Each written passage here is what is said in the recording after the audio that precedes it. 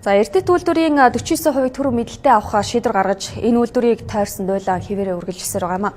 За харин эрдэнэт үйлдвэрийг олон нийтийн компани болгож чадвал иргэд цалингаасаа гадна орлоготой байх боломжтой болон за дээр нь иргэдийн хяналтыг бий болгох боломжтой гэдгийг улсын хурлын гишүүн болд илэрхийлж байгаа юм а. За улсын хурл шийдвэр гаргаж төрийн мэдэлд 100% шилжээд байгаа эрдэнэт үйлдвэрийн хувьчилтай холбоотой асуудлаас үүдэн иргэн хувийн компани хохирох ёсгүй гэдгийг тэрээр сануулж байна. Эрдэнэт үйлдвэрийн ирээдүйг нааштайгаар авч явахын тулд нээлттэй олон нийтийн компани болох шаардлага бий гэж үзэж байгаа юм а. Энэ асуудлыг улсын хурал дахь Монгол Ардын намын бүлгийн зүгээс дэмжин ажиллагаач мөн илэрхийлж байсан юм а. 49% эсвэл өөр хувилбараар хувьцаа гаргаж иргэдийнхээ оролцоог нэмэгдүүлж асуудлыг тун энгийн бас ашигтайгаар шийдэх гаргалах байгаа гэдгийг гишүүн болд хэллээ.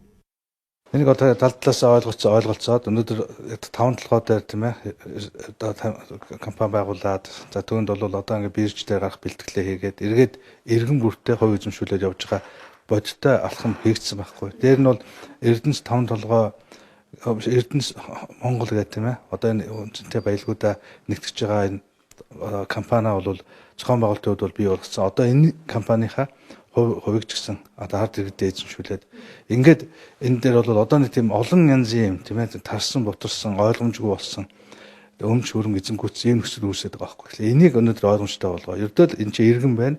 Иргэн энэ баялагийнхаа эзэн. Иргэн бол хувь эзэмшнэ. Ингээд энэ одоо хувиа хэрэгжүүлэх, хяналт тавих энэ бүх тогтолцоог бол төрийн хуулиар зохицуулна. Тэгээ энэ талынхаа өнөөдөр алхмуудыг бол зайлшгүй хийх ийм шаардлага тулгараад байна гэдгийг л гол нь хэлж байна. Эрдэнэт үйлдвэр төрийн мэдэлд 100% байснаар ашигтай ажиллах боломжгүй.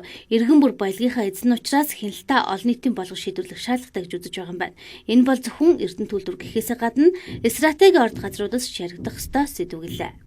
Өнөөдөр одоо хэн нэгэн одоо хувийн компани хохирох ёсгүй, хэн нэгэн хүн хохирох ёсгүй. Эцээч өнөөдөр одоо альва энэ стратеги ордууд ингэ 100% төр засгийн газрын мэдэлд гэсэн нэрээр ийм эзэмгүүддэг, лоббиддаг тийм ээ шахааны бизнес цэцгэлдэг ийм нөхцөлийг өнөөдөр бид ард түмний хяналтаар л тийм ээ одоо өөрчилж чаднаа. Тийм учраас бидний гаргаж ирсэн Баян Монгол хөтөлбөрийн гол үзэл санаа бол өнөөдөр хэрэгжих нөхцөл одоо их чухамдаа эрдэнэтээр харагдаж байна. Ямар ч нөхцөлд өнөөдөр эрдэнэтийн хувьцааг ард түмэнд бол тодорхой хувьцааг нөхөх ёстой. Сүүлийн 26 жилийн турш яригдаж ирсэн шахааны бизнес тендерийн бодлоныг зогсоож засаглалыг нөршлөх томоохон боломж нь олон нийтийн компани болох хувилбар гэж тэрээр үзэж байгаа юм а.